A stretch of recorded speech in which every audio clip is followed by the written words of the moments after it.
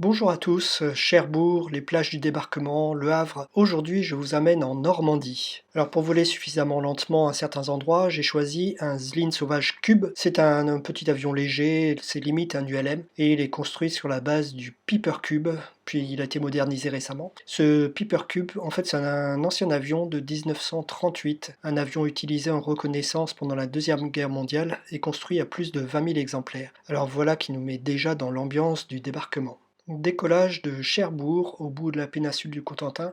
Nous allons ensuite suivre la côte de la Manche, survoler les plages du débarquement et enfin atterrir au Havre à l'embouchure de la Seine. Cherbourg fait partie des ports français militairement stratégiques en raison de sa proximité avec l'Atlantique Nord, la Manche et la mer du Nord. Et accessoirement, nos amis anglais ne sont pas loin et ça a compté pendant les nombreuses guerres que nous avons pu traverser contre eux. Et ça explique aussi les aménagements de Vauban puis de Napoléon autour du port. Napoléon en particulier a lancé la construction des grandes digues qu'on peut voir sur ces images devant l'avion et de l'arsenal qui est encore en service aujourd'hui. Avec ces grandes digues, Cherbourg est la deuxième plus grande rade artificielle du monde, cela fait plus de 1500 hectares. Devant l'avion, légèrement à droite, on devrait pouvoir voir cet arsenal, mais comme tout terrain militaire sensible, il a été brouillé dans le simulateur. Il faut dire que dans cet arsenal, on construit aujourd'hui les sous-marins nucléaires français, qui sont garants de notre dissuasion nucléaire. Donc laissons cet environnement un peu brouillé pour aller voir la ville de Cherbourg. Au XIXe siècle, Cherbourg était un terminal de paquebots transatlantiques grâce à sa position avancée sur l'Atlantique et sa proximité de Paris grâce au train. Le Titanic y a fait escale d'ailleurs et a embarqué 274 passagers avant de malheureusement sombrer dans l'océan quelques jours plus tard. Et lors du débarquement du 6 juin 1944, le premier objectif des troupes alliées est la prise de Cherbourg, en particulier les troupes qui ont débarqué à Utah Beach. Cet objectif sera effectivement fait quelques jours plus tard, le 26 juin, soit à peine 20 jours après le débarquement,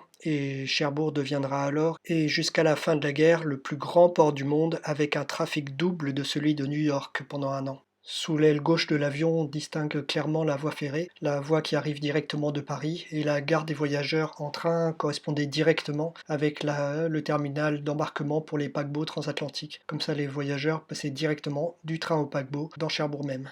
Prenons maintenant cap au sud-est pour aller directement rejoindre la côte de la Manche un peu plus au sud. Et c'est l'occasion, encore une fois, d'admirer le réalisme de ces simulateurs avec tous ces arbres, maisons, chemins et couleurs qui sont très fidèles. On voit bien la particularité de la Normandie avec le bocage, ce paysage correspondant à des petits champs entourés d'arbres et qui ont posé de réels problèmes de progression aux soldats américains une fois débarqués. Les historiens d'ailleurs appellent cet épisode la bataille des haies et en un mois de très nombreuses pertes ont été vues par les Alliés pour avancer uniquement de quelques dizaines de kilomètres où chaque haie était une bataille à elle seule. Ah, voici la Manche. On va maintenant tourner à droite et la suivre en obliquant plein sud. Et grâce à ça, on va bientôt arriver à la première plage du débarquement, Utah Beach, où ont débarqué des Américains. Et comme je l'ai dit tout à l'heure, leur objectif était d'abord la prise de Cherbourg, ce qui a été atteint en 20 jours. Aujourd'hui, la côte est redevenue calme et touristique, mais comme le montrent ces images d'archives, il faut s'imaginer au matin du 6 juin 1944, le lendemain d'une tempête,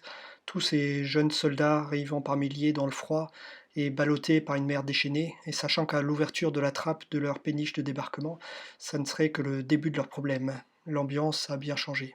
Utah était la première plage abordée. En effet, le débarquement devait se faire au petit matin, avec un niveau de marée très précis pour atteindre le sable le plus haut possible, juste avant les défenses installées sur le sable par les Allemands. Et comme l'heure de la marée était un peu décalée sur la côte en fonction des plages, Utah a été la première abordée. Utah est en train de défiler actuellement pile sous l'avion. Sous l'aile droite, vous pouvez voir un espèce de parking en bordure de la plage. C'est un monument commémorant justement le débarquement allié. La plage a été prise en fait sans grand combat. Par contre, la tête de pont, une fois sur la plage et une fois installée, elle s'est très vite heurtée à une défense pas très loin dans la campagne, ce qui l'a fixée et empêché d'avancer comme prévu. Voici maintenant l'estuaire de la Vire. À cet endroit, la côte repart vers l'est, donc on va prendre un virage à gauche. À partir de là, on quitte le Cotentin et on retrouve la côte normande qui est est-ouest à cet endroit-là avec les autres plages du débarquement. Devant nous, une petite pointe pas très impressionnante vue d'avion, mais en réalité, c'est la fameuse pointe du Hoc, une concentration de canons protégés dans des blocos en haut de falaises de 30 mètres de haut. Il fallait absolument neutraliser ces canons rapidement car ils pouvaient autant tirer sur les différentes plages à droite ou à gauche que sur les bateaux alliés en mer. Un groupe de 225 Rangers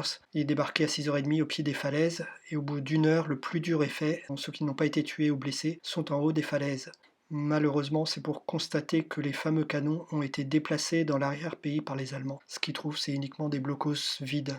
Petit retour sur le simulateur où, comme vous l'aurez remarqué, le simulateur n'aime pas trop les falaises. Et ça, c'est tout simplement parce que le simulateur est construit à partir de photos satellites. Donc une falaise, par définition, vue de satellite, on voit pas grand-chose. Et les pauvres ordinateurs de Microsoft essayent de faire comme ils peuvent, malgré le manque de photos satellites. Continuons vers l'est. La plage suivante est la tristement fameuse Omaha Beach. Sur ces images d'archives, je ne suis pas sûr que ce soit elle, mais ce sont bien des images aériennes du 6 juin 1944 d'une des plages sur lesquelles ont eu lieu le débarquement. Alors Omaha était la plage la plus meurtrière à conquérir, celle où la résistance allemande a été terrible dès les premiers mètres sur la plage. Au total, il y a eu plus de 2000 morts ou disparus et autant de blessés en une seule journée chez les Alliés.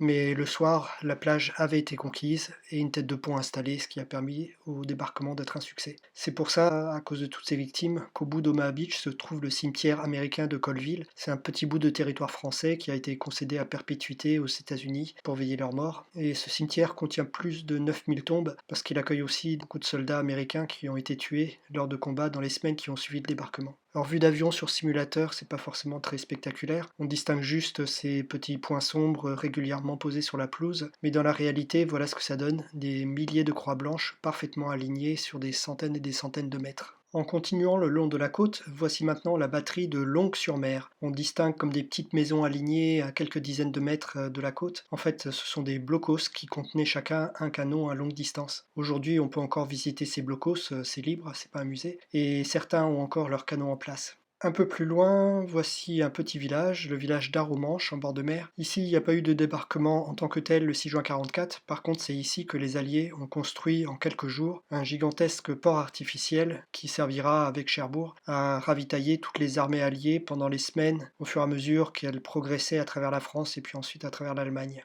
Les restes de ce port artificiel sont encore visibles aujourd'hui depuis Arromanches si vous allez sur la plage, avec en particulier des immenses blocs de béton immergés en pleine mer pour servir de digue. Ensuite, on trouve la plage de Gold sur laquelle les Britanniques ont débarqué. Puis ensuite, on va passer au large de Juno Beach sur laquelle les Canadiens ont débarqué. Et enfin, la cinquième et dernière plage, c'est la plage de Sword sur laquelle ont débarqué aussi les Anglais et un commando français, le fameux commando Kieffer. Et ce sont les seuls Français à avoir débarqué le 6 juin 1944 avec cette première vague. Il va être temps maintenant de rejoindre l'aéroport du Havre pour atterrir. Alors on va prendre un petit peu d'altitude pour admirer d'en haut la baie de la Seine. Et un jour, pourquoi pas, je vous ferai peut-être une vidéo en remontant la Seine jusqu'à Paris, en passant par Rouen, histoire d'admirer les grands méandres de ce fleuve. Peut-être avez-vous remarqué aussi dans cette vidéo qu'à la différence de mes précédentes vidéos, la météo n'est pas du grand ciel bleu. C'est parce que j'ai utilisé la fonction météo réelle du simulateur, c'est-à-dire on programme une journée et on a la météo de cette journée. Donc là, vous avez à l'écran la vraie vidéo du 14 mars en Normandie, assez couvert avec beaucoup de vent. Et le vent se voit aussi parce qu'à basse altitude, on voit beaucoup plus les vagues qui sont formées sur la mer.